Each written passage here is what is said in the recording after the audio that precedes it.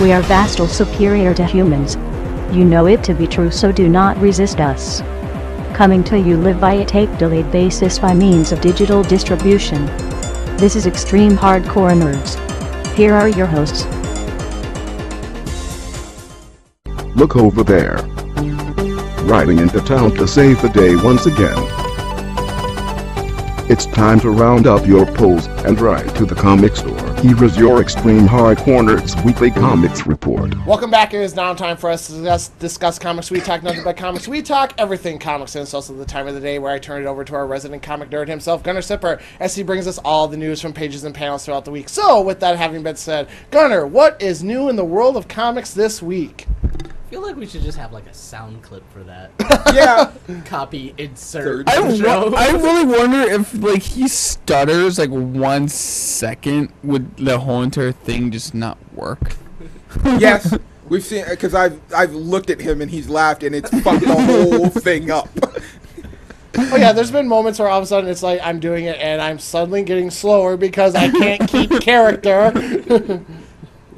Character. Anyways. Yeah, that's not how Andrew really is. We kind of brought this up earlier during movie news, but yes, with the Aurora shooting, things have been delayed. Starting off with comic news, we'll bring up Batman Incorporated #3, which was supposed to come out this Wednesday, or this last Wednesday, but the publisher indicated the decision was made due to content that may be perceived as insensitive in light of recent events. What events happened in Batman Incorporated 3? The Leviathan.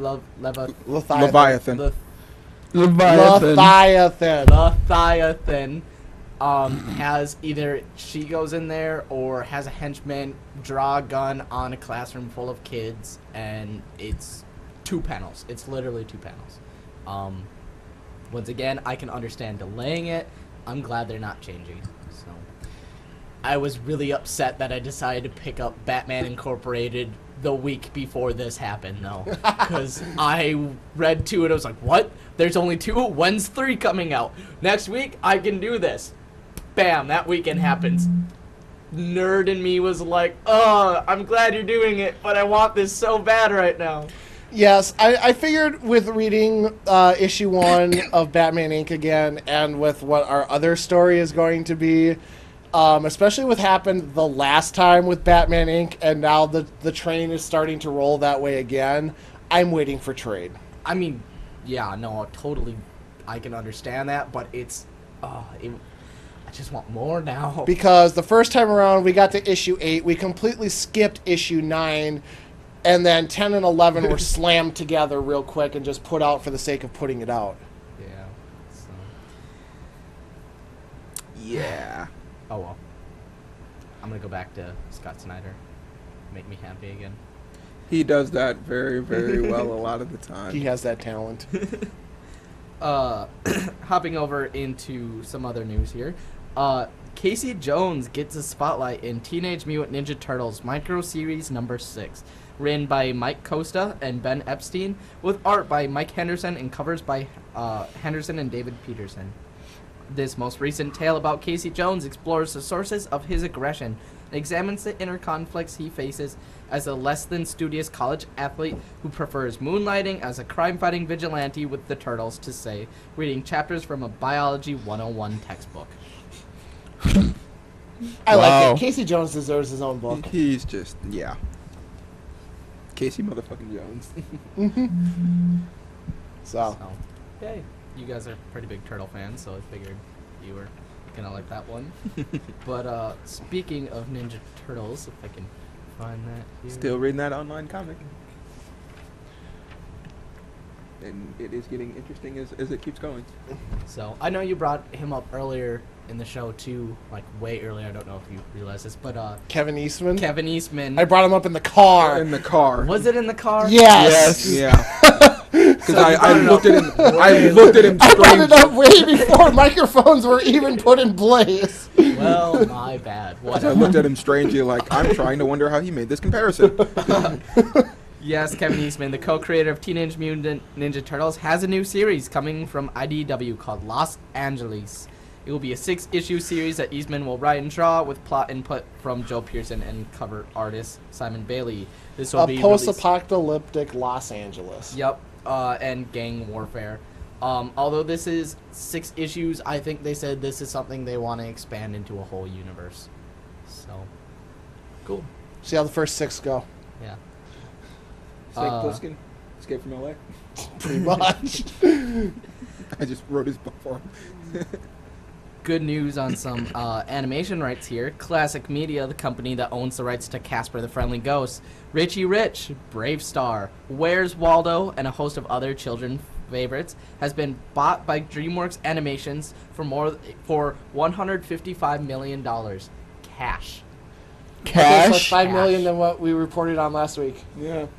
Okay, what's really interesting is, I know this is comic, but I would like to see a Where's Waldo movie. Better Where's yet, Walder? Where's Waldo DreamWorks movie. does what It's just a Pixar book. and Disney I does. would fucking love that. All of a sudden, you just see Paige turns on the screen, just giant Giant fucking giant- image. Where's Waldo? You, There he is!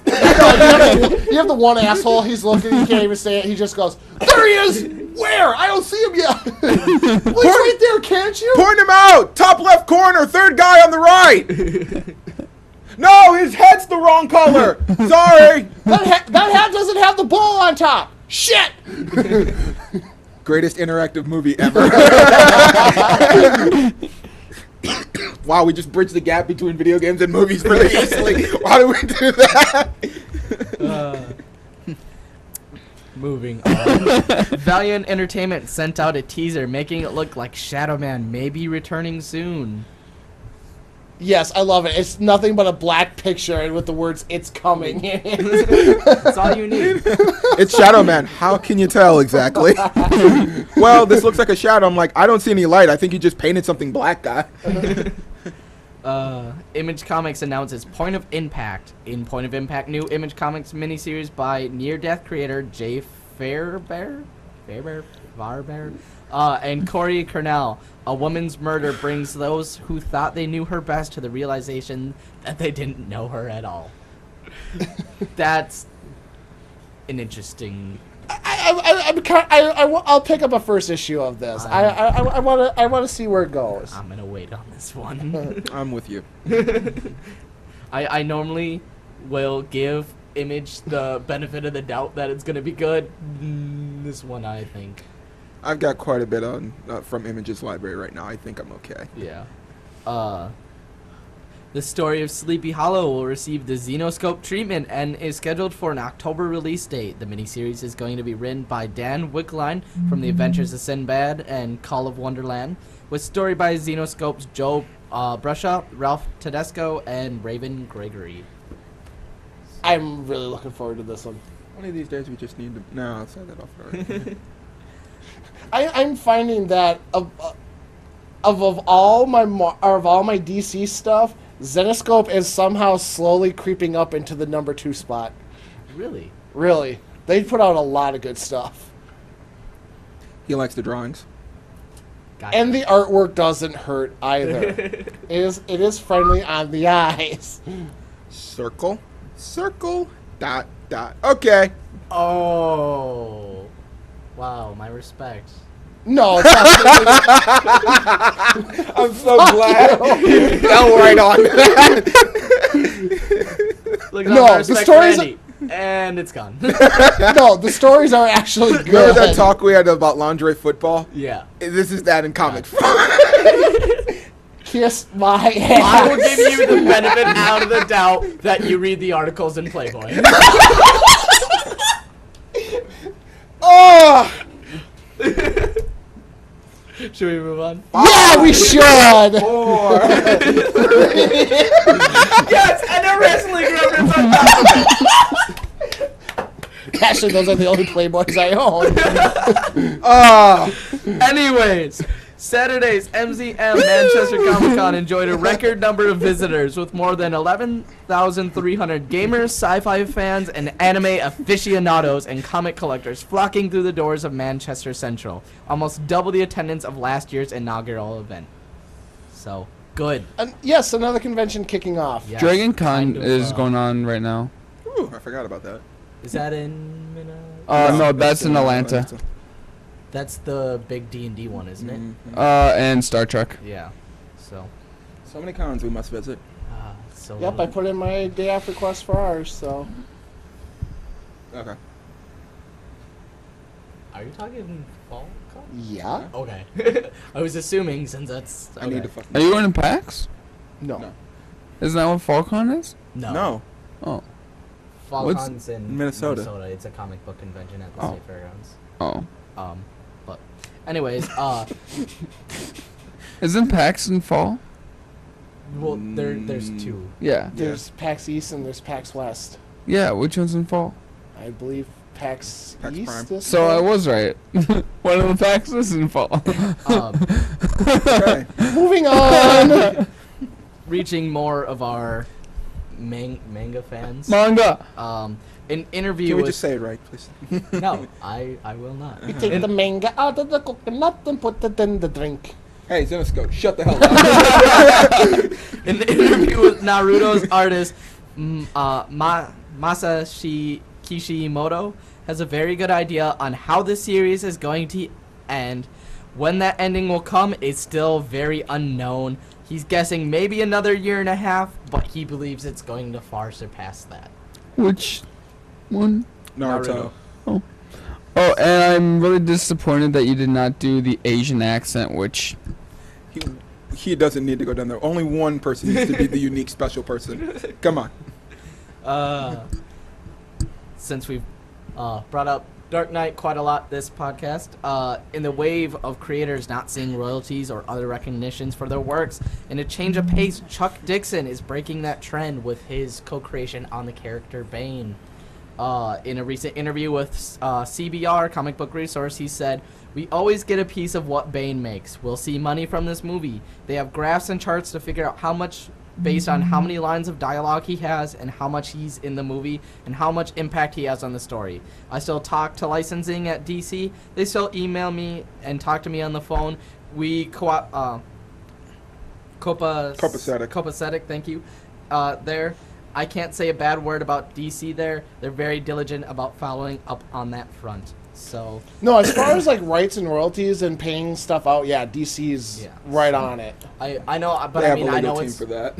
been brought up about, people not getting credit, certain funds, not specifically DC, I'm saying, but just in general. It's been a trend in the industry. It's good to see someone really getting something, and but where a lot of the characters came from, the 50s, the 60s, the 70s.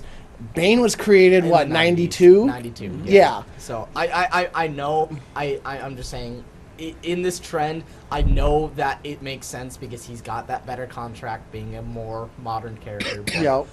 It's nice to see still. And from what he's saying, how much they're expected to pay him out, he's golden. Yeah. He's got a smile. He's got a nice paycheck coming.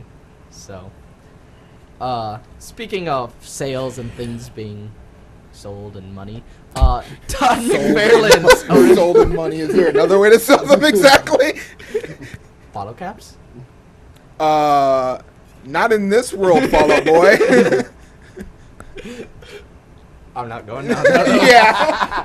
Todd McFarlane's original art cover for Amazing Spider-Man number 328. The cover where Spider-Man is uppercutting Hulk in the stomach, launching him in the air.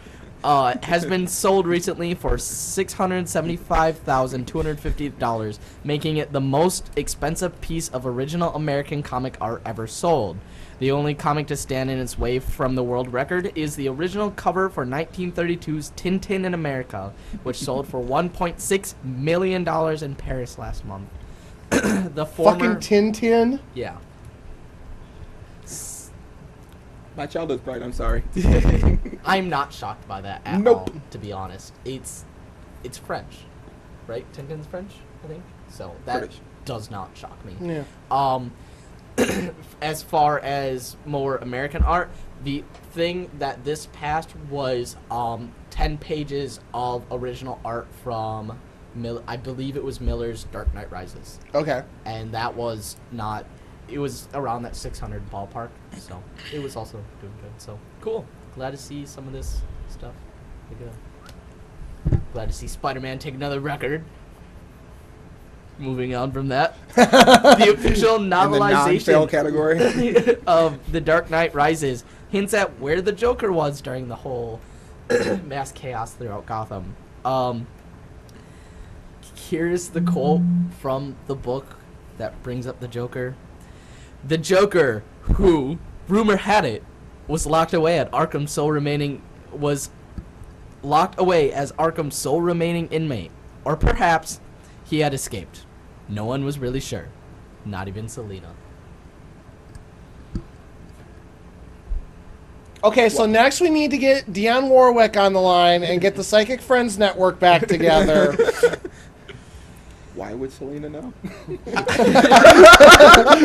That wasn't our first question. Was Selena locked in Arkham? I don't know. I don't remember. I don't. Oh, no, she was locked in Blackgate. Yeah. Yeah. Yeah. But that's the other part too. When they mention Arkham, I'm just like, a lot of the guys. I'm like, they blew up Blackgate. They didn't blow up out of all the Arkham. things they blew up, I'm like, Arkham wouldn't have been on there because they blew up the bridges, and there's only one way in and out of Arkham. I It's a brought bridge. that up because there is more to this part that's talking about how everyone's taken out of Blackgate and put in, or everyone's taken out of Arkham and put into Blackgate, and then that's where the Joker comes into reference, is because he is the only one left in Arkham Asylum because everyone else has been taken to Blackgate. Okay. Why Selina Kyle was still I don't know. I don't know. But from what I read in that little picture, I'm not even going to bother attempting to read this because this looks as like it looks like it's as comprehensible as 50 Shades of Grey.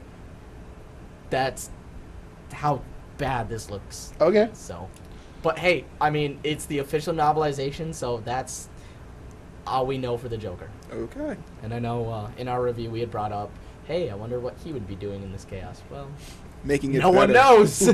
Making this movie better.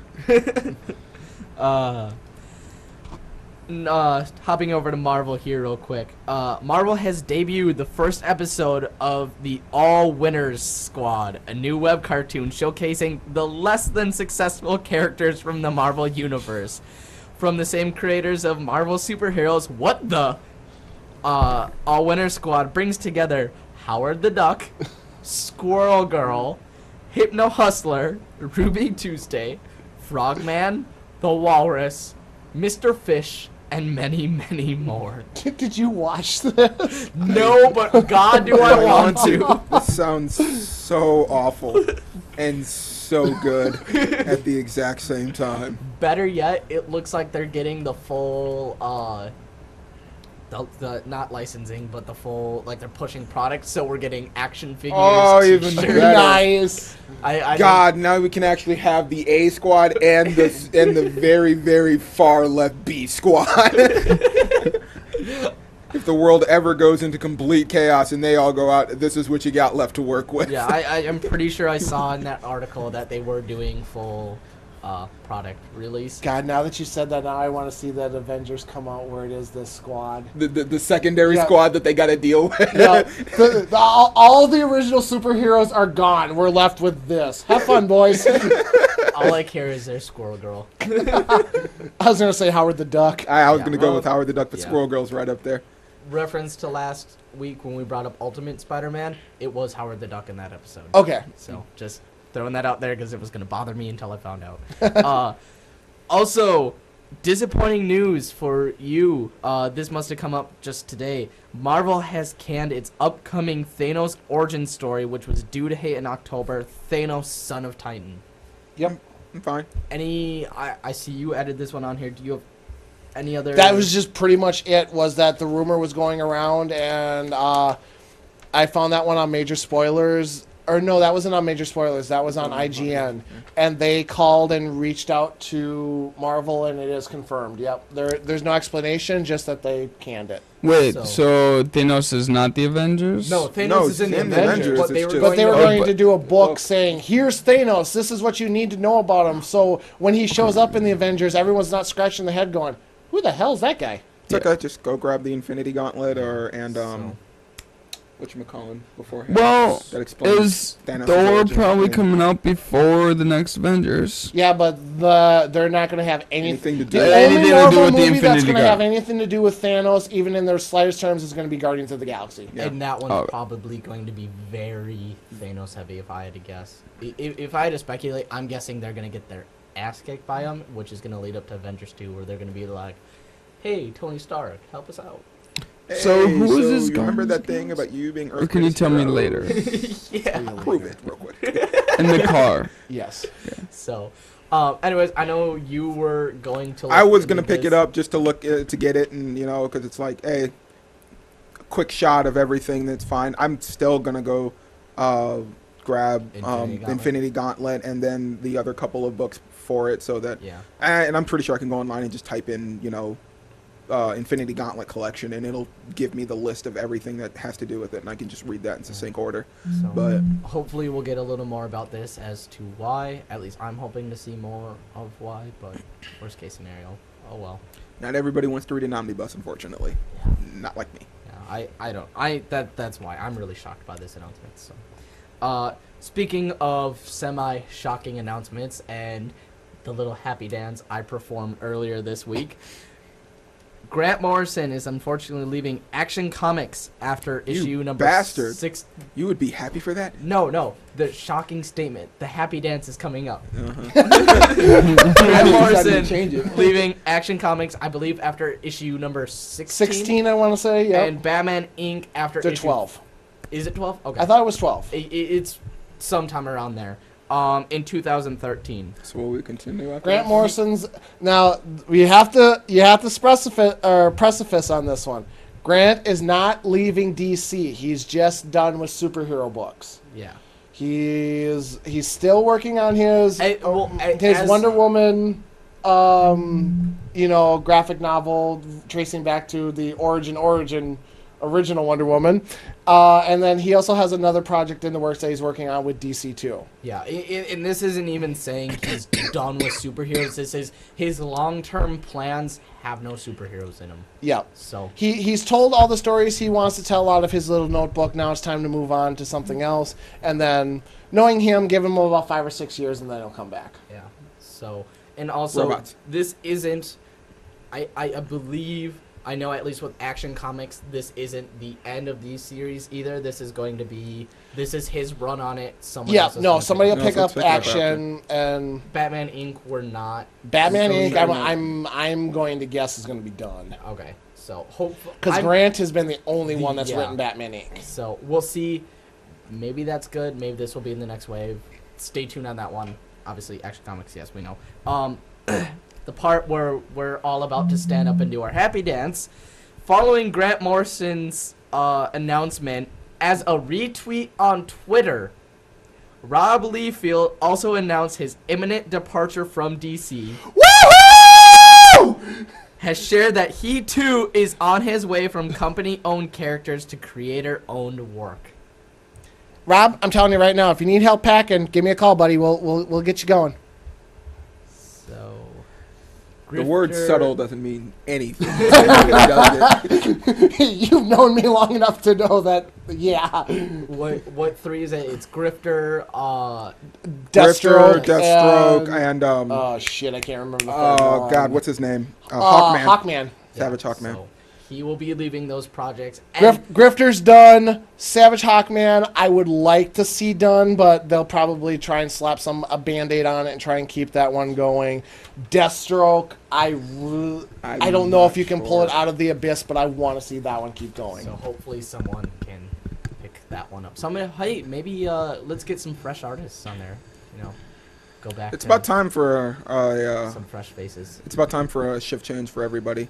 They're getting close to those marks where usually they're start moving people around, because I know Catwoman's got a shift change coming. Superman just did it. I know not Justice League Dark, another one just got a shift change too not too long ago. And I can't remember who it was. Outside of Savage Hawkman, and Yeah. because they did a shift change to Liefeld, but a few other places I know are getting shift changes. I know people are getting moved around or stuff like that. We had a small shift change for Batwoman, and a few people I know, at least I didn't like it, for artist. Okay. The writer was still the same, but they changed the artist. Willingham didn't do the art for three or four issues. I was gonna say, I thought Batwoman had the same artist almost through the entire run so far. Close, but there were like 2 or 3 issues where they had a different artist. Okay. And yeah, I instantly noticed the change. Well, I mean, he's got some very distinctive and very unique art, so Yeah. I can tell when that suddenly shifts away. So. But with that not only brings comic clues. This brings it brings the comic clues to a close today. Is that our new outro? I don't know. I save that. No. Save that every time. No. This brings because it makes no sense. This brings comic news to a close and our podcast to a close. I have been your comics host, Gunner Sipper, all the goats, boats, and glory. With us, the other guy. Boy, someone's trying to get out of here. Got shit to do. Come on. The all-knowing, exalted one himself, your king of kings, Andy Kruger. Dark guy in the corner. I might as well just be the dark motherfucker guy in the corner. You continue it for me, shit. Well, you're the shadows, the Dark Reaper, the bringer of darkness. What do you The bringer of darkness? When did I say that one? I don't know. You probably have. Yeah, thanks. Stephen Creighton. That guy. Dark man. Well, now you're making it racist. I didn't say that. No, he's You're trying to making steal a it character racist. from Liam Neeson. Yeah. God damn it! Why do you keep doing that? Again, obscure 80s reference. Why don't you just say the shadow and see if he gets it? He probably would, because that had a Baldwin in it at There you least. go. You could have used that. Nope. My name is Garrett. Yeah, and Garrett. Goodbye, folks. Because if we can't go out like normal, we're going to go out in a train wreck. We were fine until you just said the word comic clues and everything just fucking split from there. And it's your fault for writing it. No, it's not.